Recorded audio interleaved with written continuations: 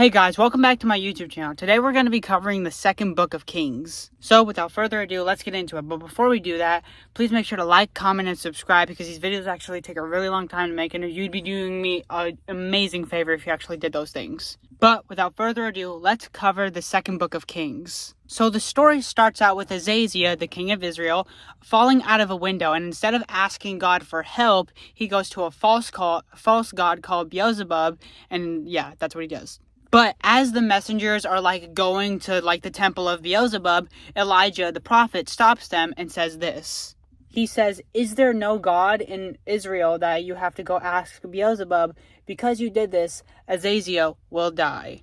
And then Ahaziah didn't like what Elijah said, so Ahaziah sent 50 soldiers to arrest Elijah, but they found Elijah on a hill, and they would look at him and they're like, "Come down, man of God." And then Elijah goes, "If I am a man of God, may fire come down from heaven and burn you." And Elijah is a man of God, so they all burn to death. And then he sends another 50 soldiers to arrest Elijah, but then the same thing happens to them. And then Ahaziah sends a third group of 50 soldiers, but this captain is smart. So instead of actually going up there to get Elijah, he gets on his knees and begs Elijah to come down peacefully, and then God tells Elijah to go with him and that he will be safe. And then as Elijah was sent to Ahaziah, he just tells him the same thing and says, "Because you relied on Beelzebub, you're going to die." And just like that, Ahaziah dies. And since Ahaziah didn't have any sons, his brother became king. And then Elijah knew that his time on earth was upon him. He knew he was going to be taken by God. And Elijah, I know, confusion there. Just to clear up this, there's Elijah and there's Elisha. Elijah is, the prophet, and Elijah is his apprentice. So Elijah was very upset that Elijah was, leaving, and a lot of prophets would go up to Elijah and be like, "Yo, do you know when he's leaving?" And Elijah would he didn't like it, so he's like, I know, don't remind me, I don't know either." And then as Elijah and Elijah are walking to the rendezvous, Elijah takes his cloak and he rolls it up and he smacks the water, and they were coming across the Jordan River, and the water parts and they walk through it like Moses did the Red Sea. And then as Elijah is about to go, he asks Elisha, "Hey, what do you want?" And Elijah goes, "I want double your spirit." And then Elijah goes, "Well, that's a big thing to ask, but if you see me take off, you'll have what you're looking for." Suddenly, a chariot of fire comes down to Elijah and takes him to heaven, and as he's going up, Elijah says, my father, the chariots of Israel." Which Elijah is now the second person that has ever gone to heaven without dying. There are two people ever to go to heaven without dying, and that was Enoch and now Elijah. And then Elijah picks up Elijah's cloak, and as he's going back to the Jordan River, he sees the water, and he rolls he rolls up the cloak, and he smacks the water, and the water parts, and he walks through, and he says, "Elijah's spirit is now with me." Oh, never mind, the prophets said Elijah's spirit is now in Elijah. And then a group of boys are basically mocking Elijah, and they go up to him and they're like, go up. And they're basically mocking how Elijah went up to heaven, and they're also mocking Elijah's looks. So to punish them, he curses them in the name of God, and two big brawly bears come out and they maul the 42 boys. And then as Ahaziah died, the former king of Israel, his brother Jehoram becomes king of Israel. And he wasn't as bad as his parents, Ahab and Jezebel, but he did still sin by worshiping false gods. And then the kingdom of Moab had been under Israel's control by paying taxes in the form of sheep and wool. But when King Ahab died, Moab's king, Manasseh, said, "I'm done paying Israel." And then Jehoram didn't want to lose Moab, so he asked King Jehoshaphat of Judah for help. And then Jehoshaphat was a good king who followed God. He agreed, but said, "We need more help." And then the three kings marched through the desert, and they did not find any water, and their men and their animals were dying of thirst. And then they came across Elisha. And Elijah didn't like Jehoram, and he basically told him, "Yo, if Jehoshaphat wasn't here, I wouldn't even be talking to you." And then Elijah calls for a musician, and then God starts talking to Elijah. And then God tells Elijah, "Yo, start digging up ditches, and you won't get any water or rain from the sky, but as you dig up the ditches, water will come out of them." And then when the Moabites woke up, the sun shined on the water, making it look red like blood, and they thought the three kings must have killed each other. Let's go take their stuff. But when they got back to Israel's camp, the three armies attacked and crushed them. And then the king of Mesha was losing so bad that he did something so horrible, and he actually sacrificed his own son to a false god because he thought his false god would help him. And then a widow, a woman whose husband died, came to Elijah crying. Her husband had served God, but now she was in debt, and the man she owed money to was going to take her 2 sons as slaves. And then Elijah asked, what do you have in your house? And she said, only a little jar of oil. And then Elijah told her, go borrow as many empty jars as you can, then pour your oil into them. And then she did, and her small jar kept pouring and pouring and pouring until every jar was full. She had sold the oil, paid her debt, and had money left over. And then a rich woman and her husband invited Elijah over to eat, and they were so grateful. So they basically built Elijah a place to stay, and Elijah looked at it and he was so grateful, and he asked them, yo, what can I do for you guys? And the woman was like, yo, I want a baby. And then Elijah tells her, next year you will have a baby. Years later, the woman's son got a headache while in the field. It got worse and worse until he died in his mother's arms. And then she laid him on Elijah's bed and rode a donkey to find Elijah. When she found him and she said, I told you not to lie to me, she meant, why would God give me a son just to take him away? And then Elijah went to the boy, prayed, stretched himself over the child, and the boy sneezed 7 times, and the boy came back to life. And then Elijah with some prophets, and they made a big pot of stew. One man grabbed wild gourds, a kind of plant, and threw them in without knowing they were poisonous. And as soon as they started eating, they shouted, there's death in the pot. Elijah threw some flour into the stew, and suddenly it was safe to eat. And then a man came to Elijah with 20 small loaves of barley bread, and Elijah said, give it to the people. And the man said, there are only 100 men here, there isn't enough. And then Elijah said, God says they will eat and have leftovers. And sure enough, everyone ate, and there was food left over. And then Naaman has leprosy. Naaman was a powerful army commander from Aram. He was rich and strong, but he had a big problem. He had leprosy. And for those who don't know what leprosy is, it's a terrible skin disease that can kill you. But one of his servants, a young Israelite girl, told him the prophet Elijah can heal you. That's what she said. Keep that in mind. And then Naaman's king wrote a letter to Israel's king saying, heal my servant Naaman. He also sent gold, silver, and clothes as payment. And then Israel's king freaked out and said, I can't heal people. This must be a trick to start a war. Naaman was mad, and he said, I thought the prophet would wave his hand and call on God. Aren't our rivers in Aram better than this dirty Jordan River? And then he almost went home in anger, but his servants begged him, and they said, if he asked you to do something hard, wouldn't you do it? Why not try? And then Naaman finally dipped in the Jordan River 7 times. On the 7th dip, his skin became as healthy as a child's. Then he ran back to Elijah and said, now I know there is no God except in Israel. He offered Elijah gifts, but Elijah refused. And then Elijah's servant Gehazi was greedy, and he thought, why didn't Elijah take Naaman's gifts? I'll get some for myself. So he ran after Naaman and lied, saying Elijah changed his mind and that he needs silver and clothes for 2 visitors. Naaman happily gave him twice as much. Gehazi hid the silver and clothes, then went back like nothing happened. And then Elijah asks Gehazi, where did you go? And then Gehazi lies and says, nowhere. And then Elijah says, I know what you did. Because of your greed, Naaman's leprosy will cling to you and your family forever. Instantly, Gehazi was covered in leprosy. And then a group of prophets wanted to build a bigger meeting place, so they went to cut down some trees near the Jordan River. One man was chopping when his axe head flew off and sank into the river. He panicked and said, oh no, it was borrowed. And then Elijah says, where did it fall? And then the man pointed, and then Elijah threw a stick into the water. Suddenly, the iron axe head floated, and then the man reached in and grabbed it. And then the king of Aram wanted to attack Israel, but every time he made a plan, Elijah warned Israel's king before it happened. The king of Aram got mad and said, who's the spy? And his men said there were no spies. And then Elijah the prophet tells Israel's king everything, even what you say in your secret. So the king sent an army to capture Elijah at the city of Dothan. And then Elijah's servants woke up and saw the enemy's army and panicked and said, "Oh no, what will we do?" And then Elijah said, "Don't be afraid, there are more with us than with them." And then he prayed, "O Lord, open his eyes." Suddenly the servants saw the hills covered with fiery chariots and angel armies. And then Elijah prayed, "Lord, make them blind." And the whole Aramean army went blind. And then Elijah tricked them and said, "This isn't the right city. Follow me." And he led them straight into Israel's capital, Samaria.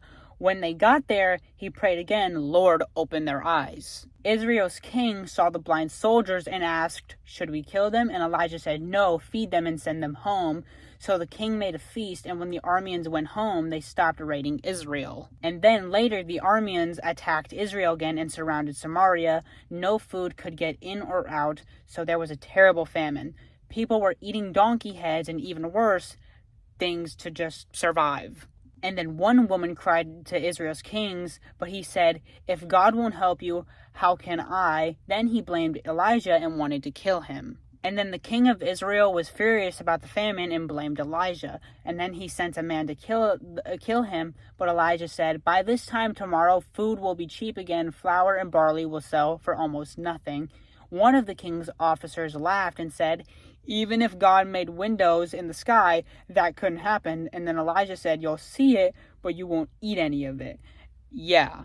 And also, I just want to go ahead and take this time to say this. The reason why I'm reading it to you is because I cannot accurately tell you what happened off of my mind alone. So I'm going to read it to you in hopes that you can get a better understanding of it. See, I'm already stuttering. And then outside the city, 4 men with leprosy were starving. And they said, "If we stay here, we will die. If we go to the Arameans, they will kill us, or they might feed us." So when they went to the enemy camp, but no one was around. God had made the Aramean army hear the sound of chariots and horses, like a huge army was coming, and they thought Israel hired the Hittites and the Egyptians were doomed, so they ran away in the night, leaving everything behind: gold, silver, food, and weapons. And then the lepers ate, drank, and grabbed silver and clothes. Then they thought, "We shouldn't keep this to ourselves. Let's tell the city." And then they went back and told the guards, who told the king. But the king didn't believe it, and he thought it was a trap. And then the king sent men on horses to check the Aramean camp, but they saw clothes and weapons thrown everywhere, and it was true. So the people rushed out and took all the food, just like Elijah had said, and then food became cheap again. And then the officer who mocked Elijah was put in charge of the city gate, but when the people rushed out to get food, they trampled him to death. So he saw the miracle, but just like Elijah said, he would get none of it to eat. Remember the woman Shanum, who had a son and saw him brought back to life by Elijah?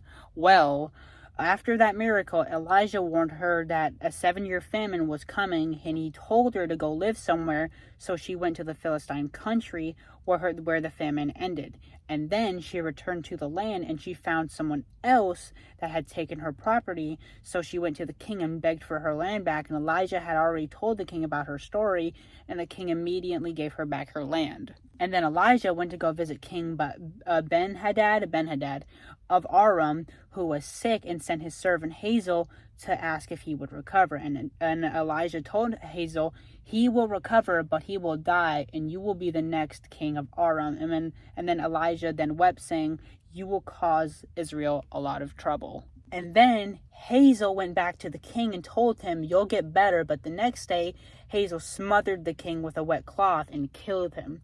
But then Hazael becomes the king of Aram, just as Elijah had said. And then in Judah, King Jehoram, who was the son of Jehoshaphat, who was a good king, became king after his father died. Jehoram did evil in God's sight, but not as much as the king of Israel's. So he married Ahab's daughter. Ahab was one of the worst kings of Israel, which led him to do evil too. And then Elijah sent a prophet to anoint Jehu, one of the captains of Israel's army, to be the next king of Israel. Jehu was to destroy Ahab's family and bring judgment on Israel. Jehu killed Jehoram, and his death was part of God's judgment on Israel for their sins. King Ahaziah of Judah was killed by Jehu too. He was hurt while trying to escape from Jehu and died in the city of Megiddo. Ahaziah was just like his parents. He did evil, which led to his untimely death. And then Elijah sent one of his prophets to Jehu, a commander in Israel's army, and the prophet anointed Jehu as the next king of Israel and told him to destroy Ahab's family, bringing judgment on Israel for their wickedness. Then the prophet told Jehu, "You will avenge the death of prophets and the righteous blood of Jezebel." And then Jehu immediately rode out to meet King Joram, the son of Ahab and Jezebel. Joram tried to escape, but was shot with an arrow by Jehu. He died in the field of Naboth, the same place his father Ahab had killed Naboth for his vineyard. And then King Ahaziah of Judah, the son of Jehoram, tried to escape with Joram, but when he saw Jehu, he was killed too. His death fulfilled the prophecy that God would destroy Ahab's family and anyone connected to them. And then Jehu went to the palace and called out to Jezebel, "Is anyone on my side?" He said that.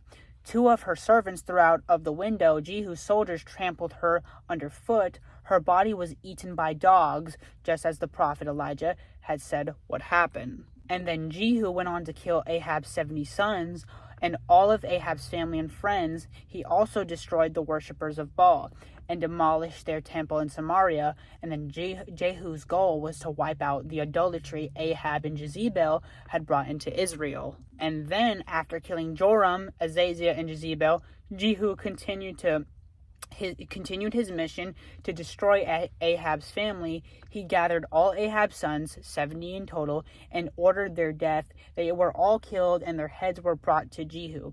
He placed them in 2 piles at the city gate to show them that God's judgment had come upon Ahab's wicked line.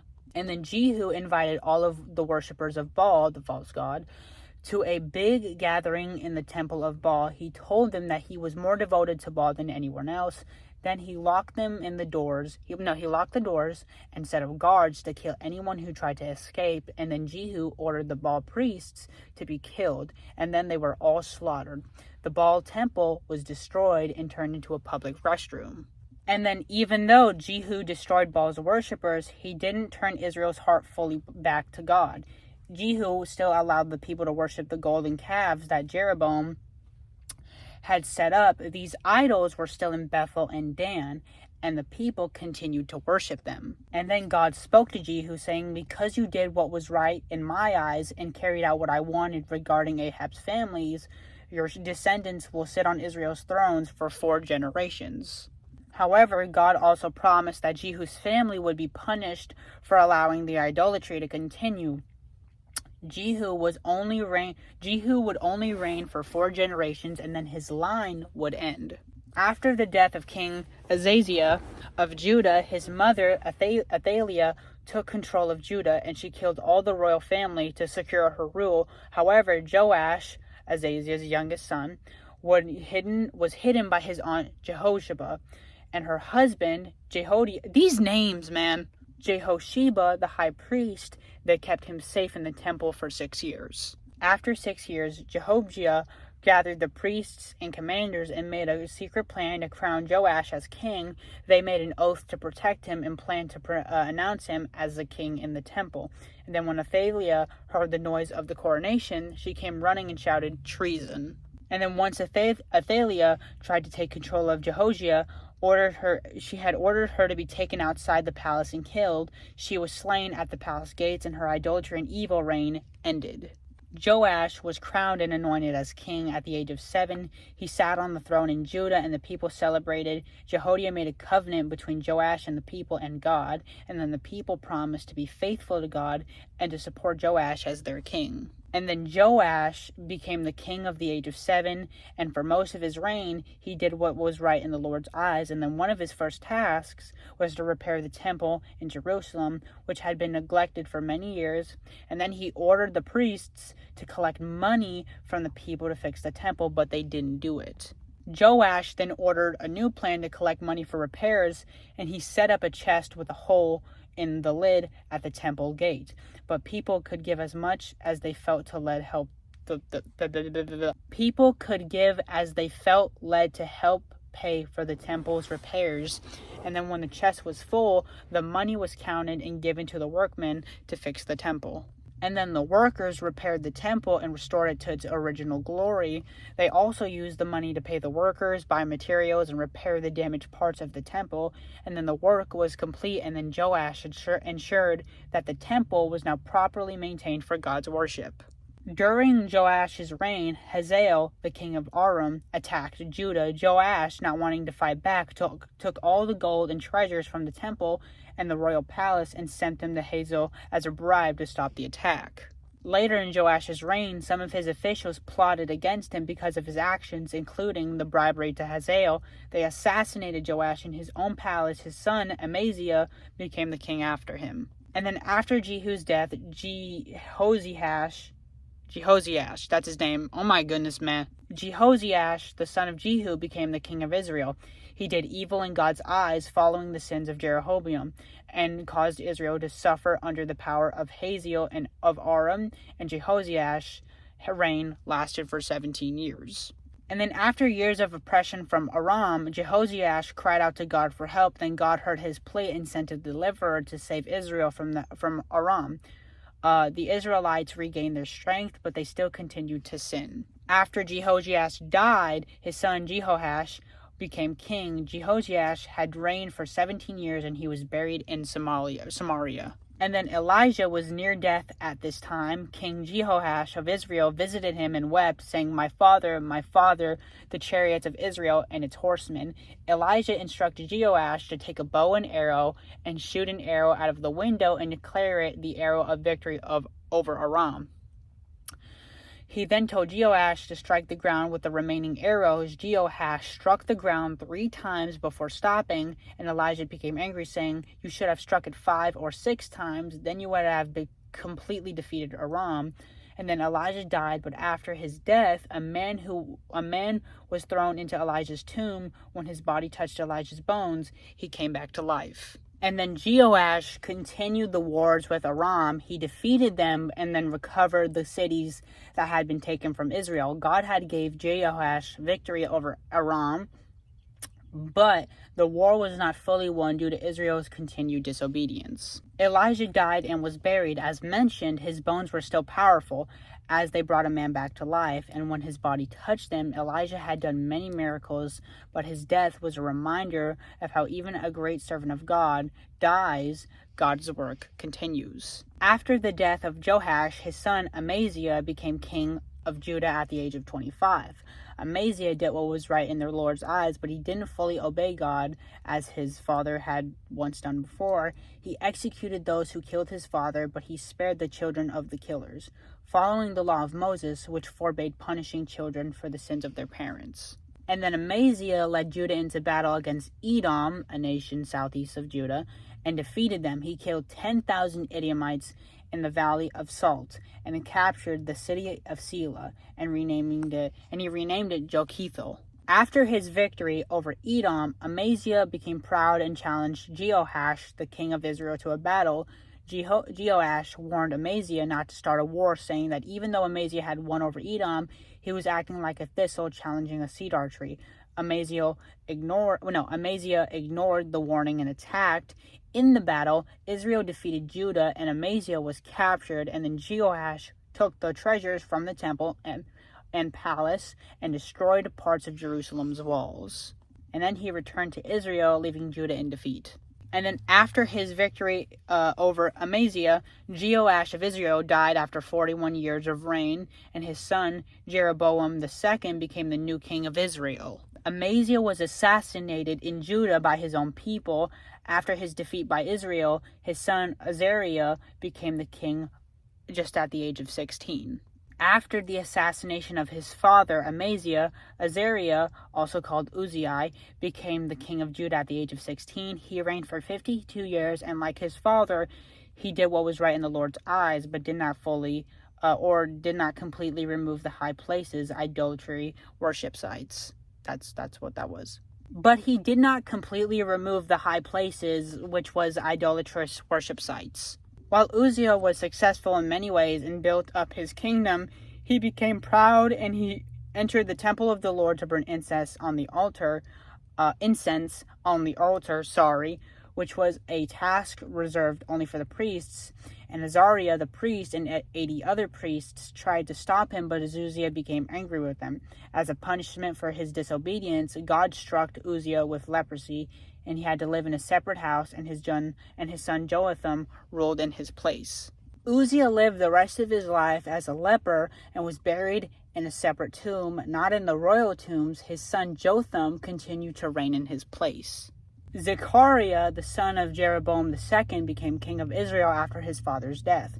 He reigned for only 6 months, and then Zechariah continued the evil practices of Jeroboam, which included worshipping of the golden calves. And then Zechariah's sinful reign led to his death, and it was a sign that God's judgment was being fulfilled on Israel. After the assassination of Zechariah, Shallum became the king of Israel. He reigned for only 1 month before he was overthrown by Menahem, who killed Shallum and took his throne. Menahem became king of Israel after killing Shallum, and then Menahem was a violent king who ruled with cruelty, and during his reign, Tiglath-Pileser III, king of Assyria, attacked Israel. Menahem paid tribute to Assyria to keep the peace. Ahaz became king of Judah after his father Jotham died. He was only 20 years old when he started ruling, and he reigned for 16 years. Unfortunately, Ahaz did what was evil in God's eyes, just like the kings of Israel. He made alliances with foreign nations and even worshipped idols,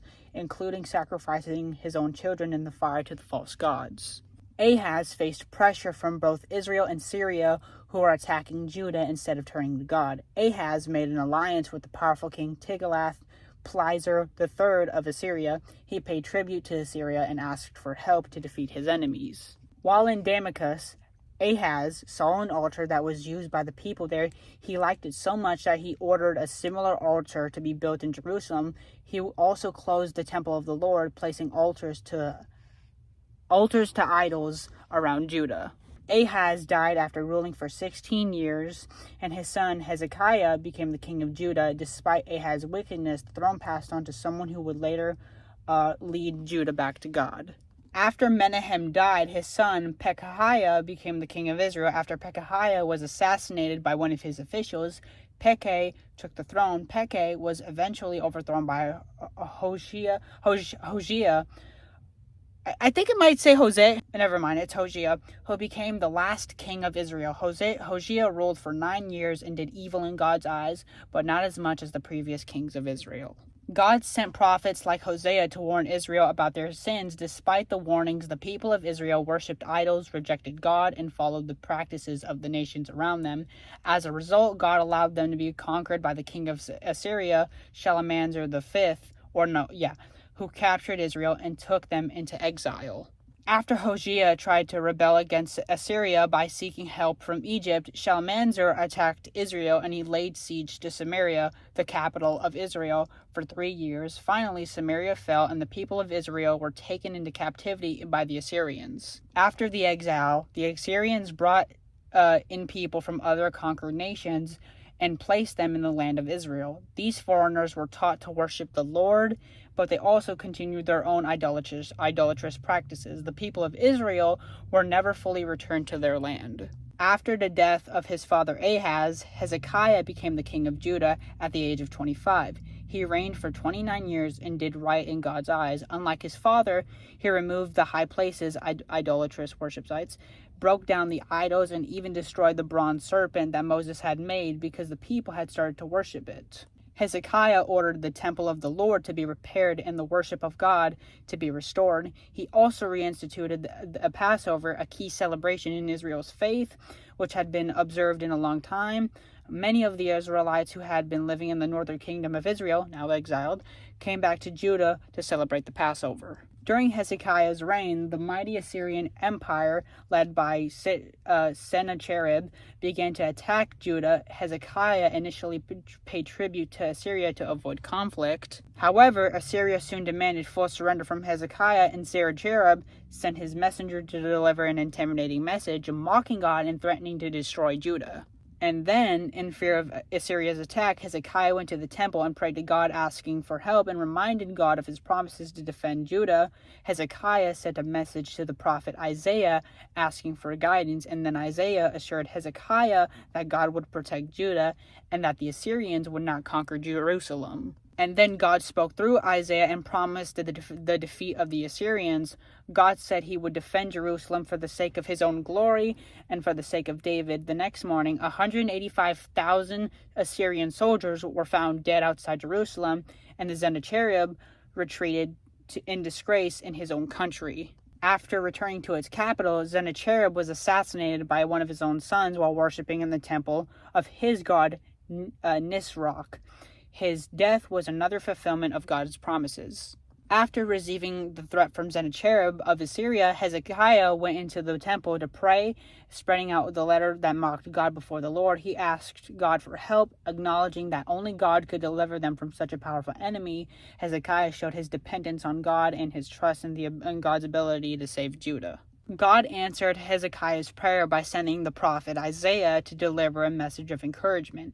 Isaiah assured Hezekiah that God has heard his prayer and would defeat the Assyrians. God promised to put a hook in Sennacherib's nose, meaning Sennacherib would return home and Jerusalem would be saved.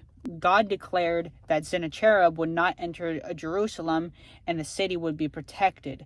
God also spoke about the arrogance of the Assyrian king and how he would fall because of his pride and disrespect towards God. God also promised to cut off Assyria's military power. Just as God promised, Sennacherib was forced to leave Judah without attacking Jerusalem.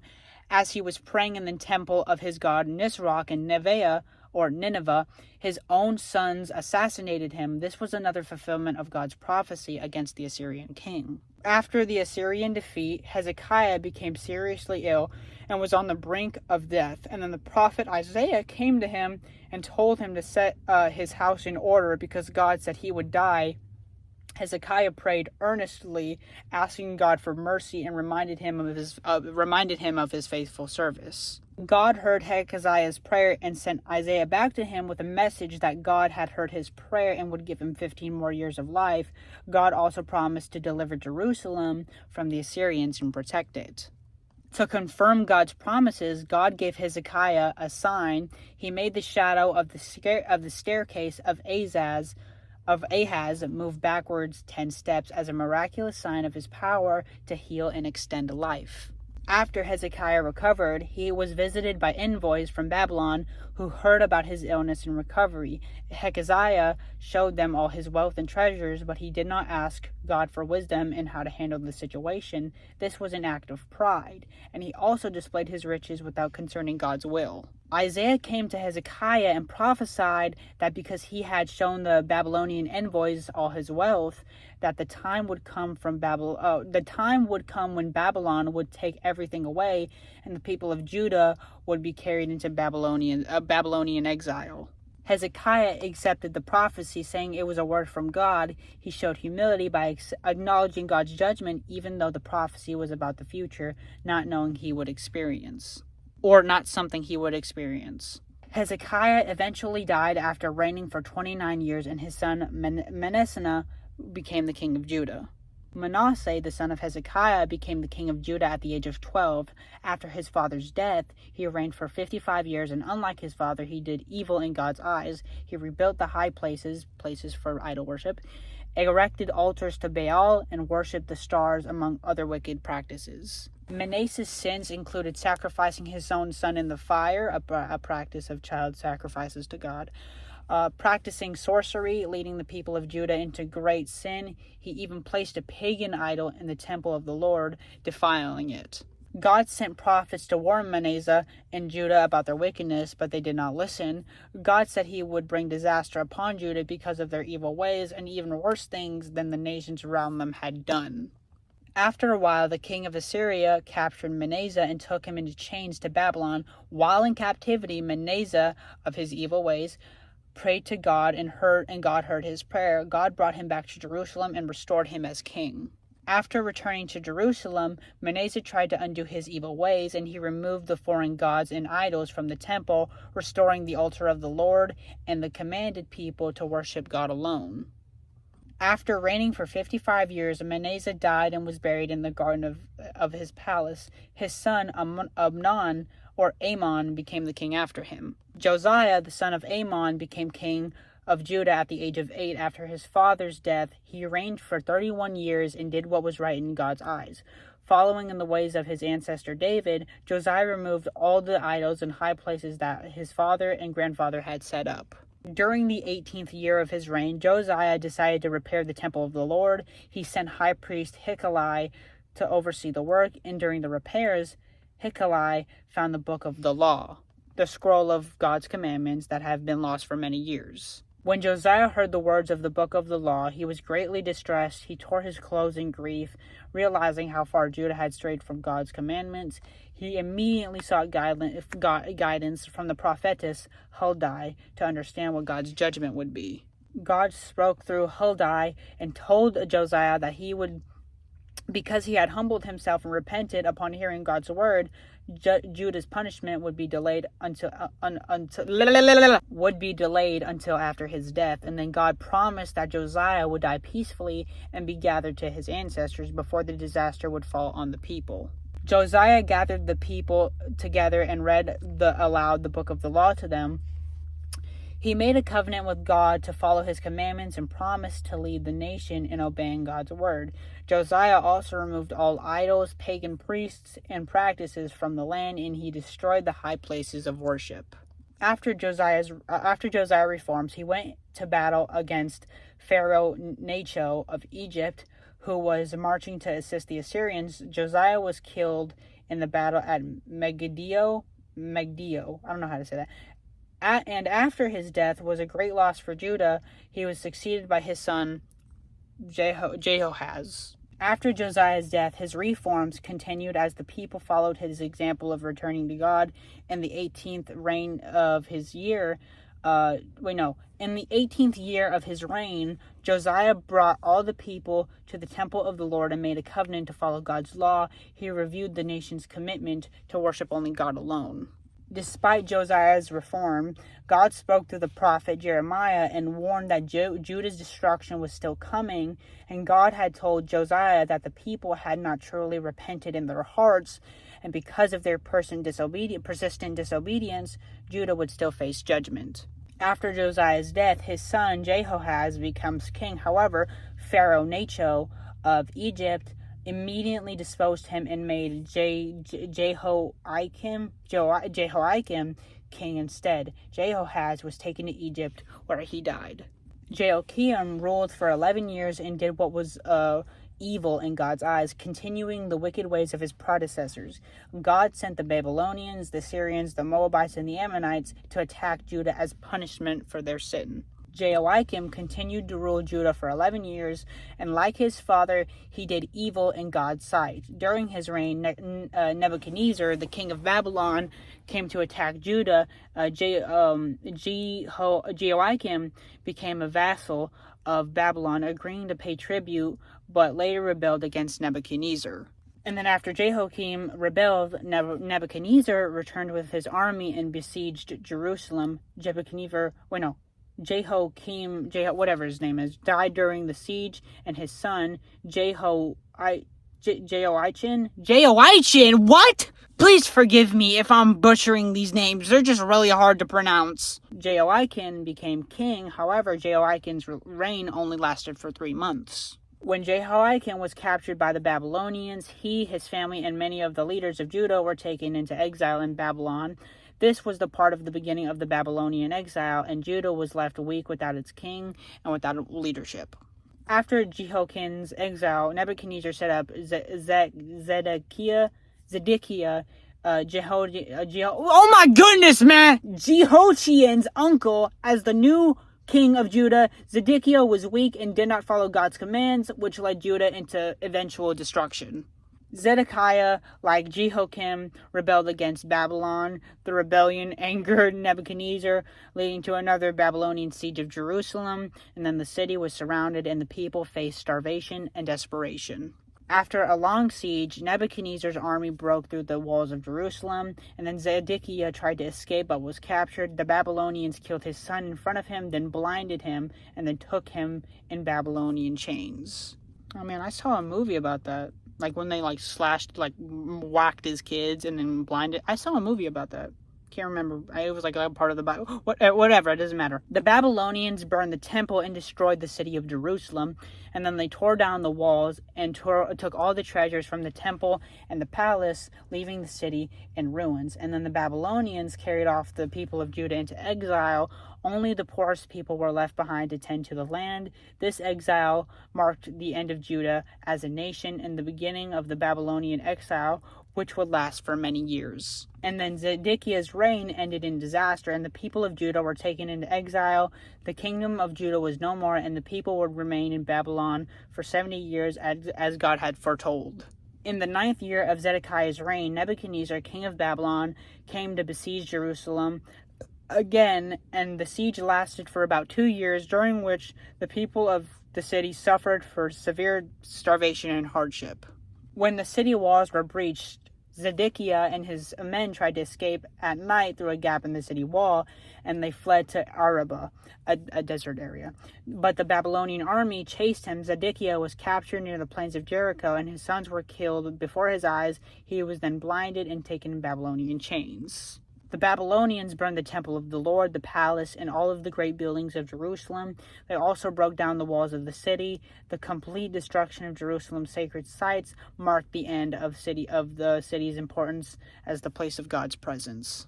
With the final destruction of Jerusalem, the kingdom of Judah came to an end, and the people were in exile. The land was desolate, and God's judgment had been carried out. Judah's story as an independent kingdom was over.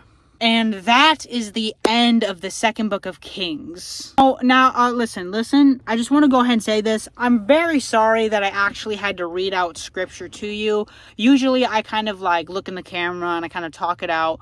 But you got to think, reiterating it all just from looking at it and then telling it, my memory isn't really good. So doing that is kind of inefficient. Sometimes it is good, but it's not all the time. But yeah, next episode, if you guys like, comment, and subscribe, next episode we are going to be covering the book of Chronicles. And please make sure to like, comment, and subscribe, because these videos actually take a really long time to make. And if this video gets to 100 likes, I'll do the Chronicles. So yeah, I feel like that's about it. I thank you, I love you, and God bless.